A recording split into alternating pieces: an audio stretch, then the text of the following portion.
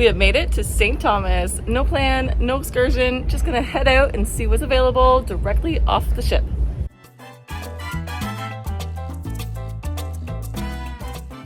Welcome to my channel and the newest video in my What to Expect cruise port series. On this visit, we were aboard the Carnival Celebration and docked at the Havensight cruise pier. If you're planning a stop in St. Thomas, this will give you an idea of what's near the ship, what we found while exploring, and how our completely unplanned day turned into a pretty great way to see more of the island.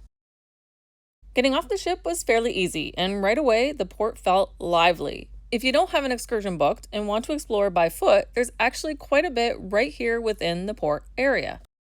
A short walk from the ship brings you into a shopping area with rows of shops and a few places to grab a drink or something to eat, and different options for getting out and exploring St. Thomas.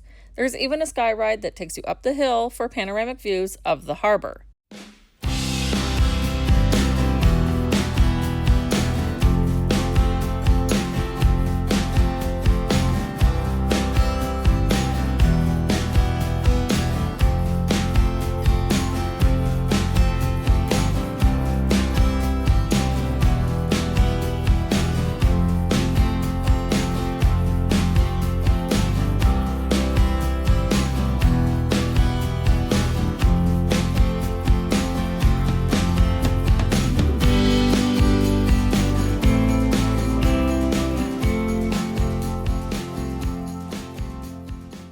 The sky ride is located right within the cruise center, at the far end of the shopping area, so it's walkable from the cruise ship.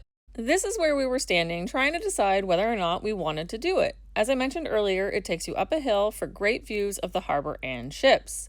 I'd heard about it before and thought it might be a fun extra thing to do. That's when a woman approached us and asked if we'd be interested in doing a tour with her.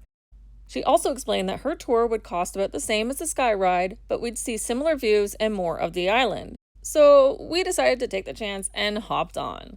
The tour was about 2 hours long and we paid $38 US each, plus a tip. And one thing to know right away, expect a pretty steep ride as you make your way up into the hills. Our first stop was Beacon Point, where we got to see a beautiful view looking out to St. John's and the surrounding area. Our guide shared some info about the island, the homes, and St. John's. We then took photos and had a little time to grab a drink or do some shopping. I'm going to tell you, the island that you see over there is our sister island, St. John. Way over, not in front of you, the one beyond the ocean. Our sister island, St. John's. If you heard of Virgin Island, 3 islands makes us up.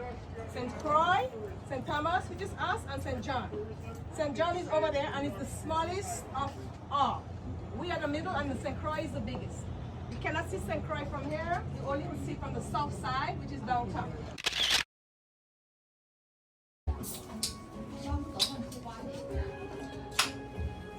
From there, we headed to Magens Bay Overlook, and this was easily my favorite stop of the tour. The view was incredible and the colors were stunning. Our guide shared some fun facts about the beach, and then we had a quick few minutes to take photos before heading on.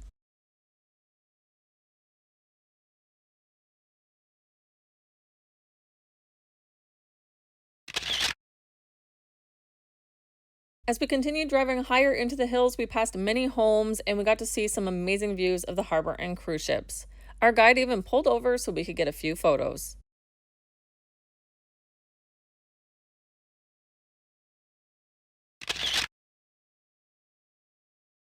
The final stop was the mountaintop, which is known for its banana daiquiri. I didn't try one, so I can't personally tell you if it lives up to the hype.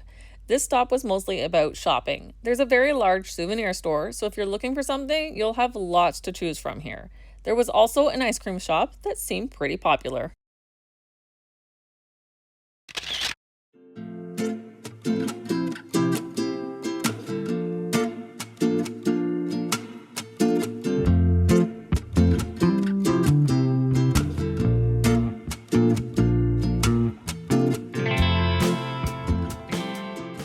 And now it was time to start making our way back down the hill and toward the ship. I will show you a bit more of what's available in the harbor area on the other side of the ship, but first, here are my final thoughts on the tour. Overall, I was really glad we decided to do this tour instead of the sky ride. For $38, I thought it was a really good value.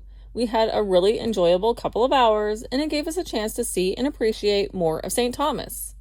Our guide was also really great at sharing information and keeping the tour interesting. I'm so glad this opportunity presented itself to us that day. Before getting back on board the Carnival Celebration, we decided to walk a little more and explore the harbor area on the other side of the ships. Our tour dropped us off close to the port exit, which is near the front of the first ship docked. So from there, it was easy to keep walking.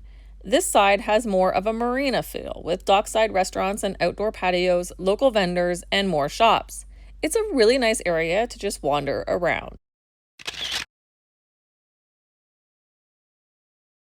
And if you want to keep going, you can continue along the waterfront toward Charlotte-Amalie for even more shopping and more local experience. We didn't walk into town on this visit, but I did it on a previous cruise and created a separate video showing how you can get there from this cruise port. That video is already live on my channel, and I will leave it linked in the description. But just keep in mind that that video is a couple years old and this harbor has been built up since, so parts will look a little different.